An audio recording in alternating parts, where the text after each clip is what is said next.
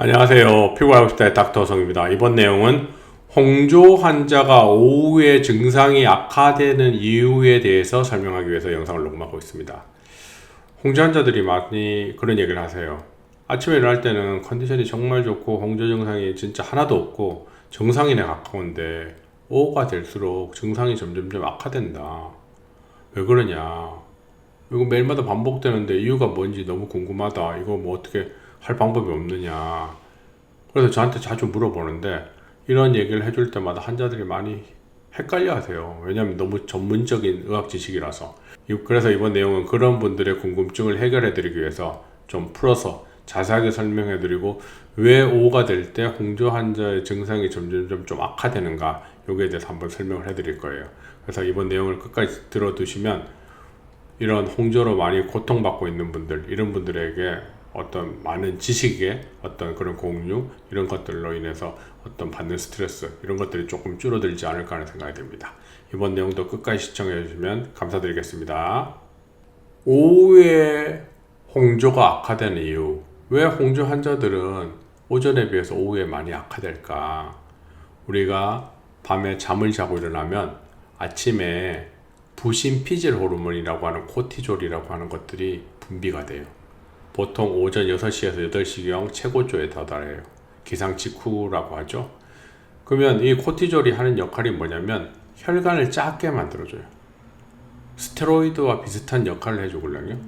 우리가 몸에 스트레스를 받게 되면 코티졸이 조금 분비가 늘어나요. 그럼 6시에서 8시에 이 코티졸 분비가 좀 최고조에 달하는데 그러면 혈관이 작아져서 홍조 증상이 좋아지게 돼요. 그런데 오후 10시에서 새벽 2시가 되면 이 코티졸이 나오는 양이 거의 없게 돼요. 그렇게 되면 혈관이 확장돼서 점점점 홍조 환자들의 증상이 악화돼요. 혈관이 점점점 확장돼서 뭐 따끔따끔거리는 현상, 찌릿찌릿한 현상도 생기게 되고 얼굴에 열감이 화끈화끈거리기도 하고 막 그런 것들 불편한 증상들이 계속 생겨요. 그래서 때로는 잠을 잘 이룰 수도 없는 상태까지 이르게 되죠. 그래서 오전에는 이 코티졸 분비가 최고에 도달하니까 혈관들이 작아져서 증상이 좋아지는 거고, 저녁이 되면 오후가 되면 어떻게 돼요? 점점점 코티졸 분비량이 적어들고 거의 분비가 안 되니까 혈관들이 확장돼서 증상이 점점점 악화되는 게 우선 첫 번째 이유예요. 그러면 단지 오후에 악화된 이유가 이것밖에 없을까? 그렇지 않고 또 하나가 있어요. 홍조 환자가 오후에 악화된 이유, 또 다른 이유는 뭐냐면 자율신경계의 변화예요. 자율신경이라는 게 뭐냐면 우리의 의지에 의해서 뭐를 변화시키는 게 아니고 우리 몸에서 자율적으로 변화되는 형태를 자율신경계라고 해요. 내 의지와 관계없어요. 낮이 되면 교감신경이 항진돼요. 교감신경이 활성이 올라간다는 거죠. 그리고 오후가 되면 부교감신경이 항진이 돼요. 이게 뭘까? 그럼 우선 교감신경이 항진되면 어떤 증상들이 나타나는가?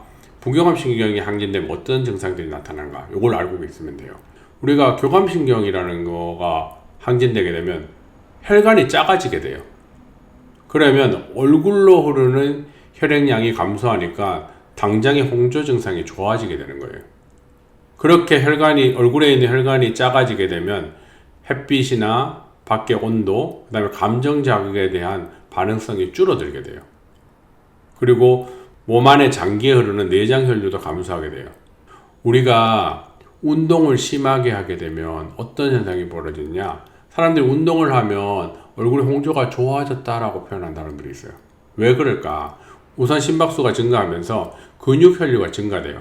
그러면 상대적으로 얼굴로 흘러가는 혈액량이 감소하게 되고 내장 혈류가 감소하게 돼가지고 실제로 얼굴에 홍조가 좋아지는 듯한 느낌을 갖게 되는데, 운동을 더 심하게 하게 되면 심박수가 더 증가하다가 근육 혈류의 증가가 더 증가하다가 이 혈류가 얼굴로 더 많이 밀려 들어가면서 얼굴이 화끈거리기 시작해요.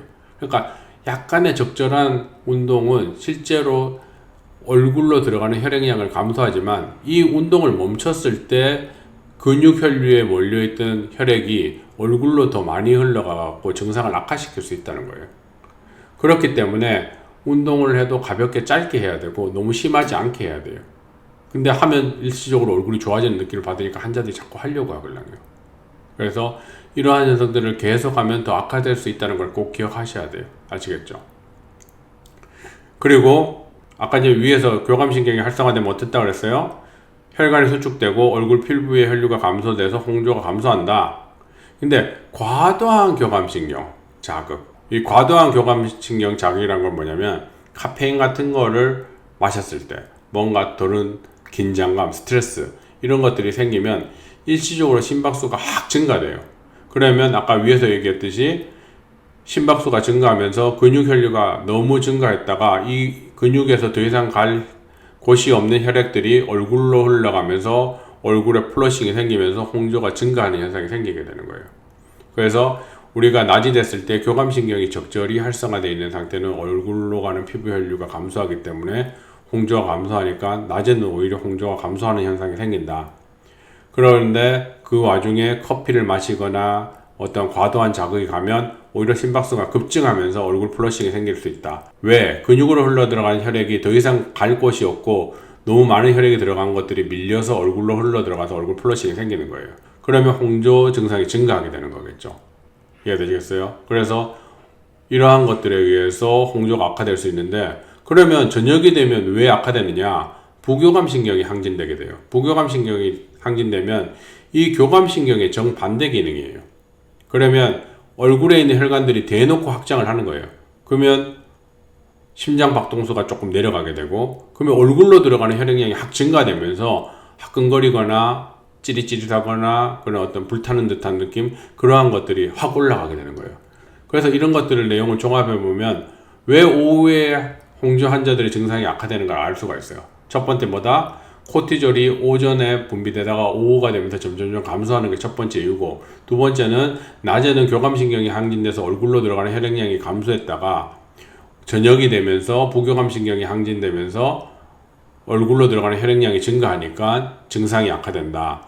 그 와중에도 카페인 같은 거를 마시거나 해서 과도한 교감신경 자극이 오게 되면 심박수가 급증하면서 근육의 혈류량이 너무 많아지니까 얼굴까지 그 많은 혈액이 들어가서 플러싱 현상이 생기고 홍조 증상이 더 악화된다.